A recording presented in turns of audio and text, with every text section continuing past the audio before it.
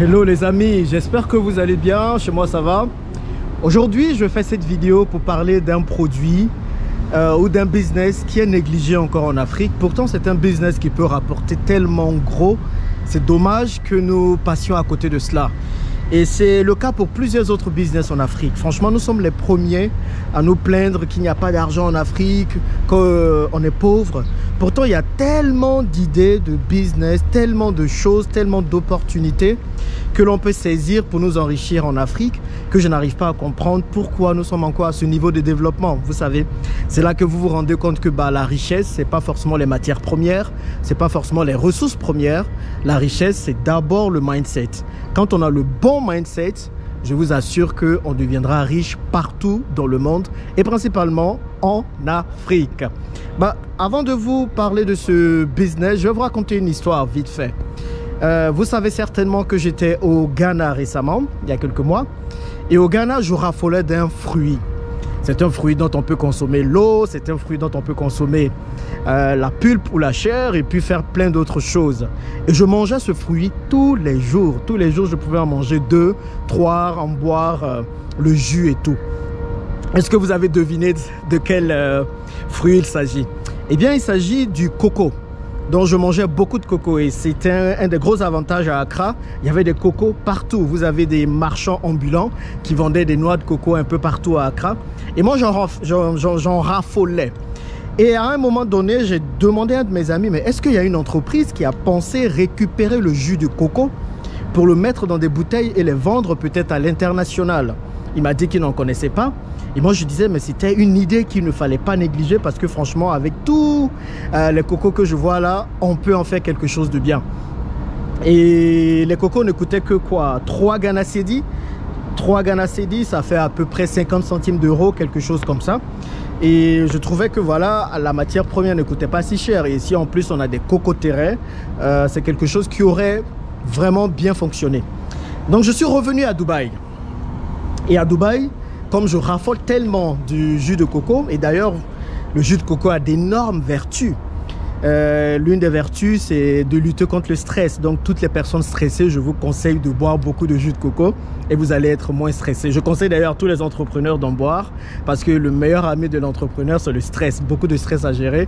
Et si vous buvez le jus de coco, vous allez voir que ça va aussi vous aider à gérer votre stress.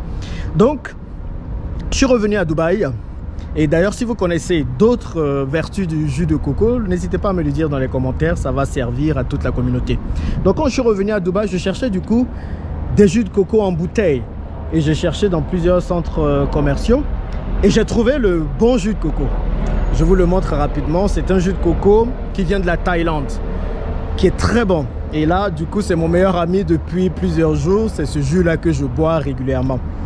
Et vous allez voir que c'est quelque chose de totalement organique. Quand on dit organique, c'est bio. Voilà, c'est ce qu'ils vendent. Mais je n'en doute pas parce que ce qu'ils font, ils mettent juste le jus de coco dans des bouteilles et ils les exportent pour pouvoir le vendre parce que la Thaïlande est un des plus gros exportateurs de coco dans le monde entier. Voilà une idée de business. Simple. Prendre du jus de coco, le mettre dans des bouteilles, forcément, peut-être qu'il y a des conservateurs auxquels il faut penser pour que ça reste longtemps, ou pas du tout, ça dépendra. Il faudra étudier la question. Donc, vous prenez du jus de coco, vous les mettez dans des bouteilles, et puis vous les vendez, principalement à l'international, parce que sur place, ça n'a pas trop de sens. Si vous prenez, et aussi vous avez une cocoterrain, c'est déjà des coûts que vous avez en moins, parce que voilà, vous n'allez pas payer les cocos à 3 Ghana Cedi ou bien à 50 centimes d'euros. Vous allez avoir votre cocoterrain qui vous donne du coco régulièrement. Et en plus, vous avez la mise en bouteille. Donc, tout ce que vous allez acheter, c'est la mise en bouteille. C'est la bouteille à peu près. Et ces bouteilles-là, je pense qu'avec 10-20 centimes d'euros, on peut les avoir. Franchement, c'est quelque chose à laquelle il faut penser qui peut vous rapporter beaucoup d'argent. D'ailleurs, je vais boire un peu là. Parce que là, il fait trop chaud. C'est tellement bon. C'est très sucré. Et c'est vraiment bon. Donc, voilà l'idée que je voulais partager avec vous.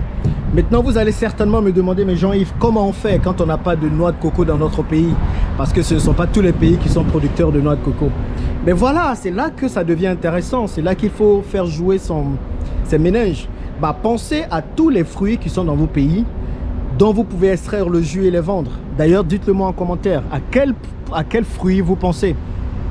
à quels fruits vous pensez pour pouvoir extraire le jus et en faire et les mettre dans des bouteilles comme ça.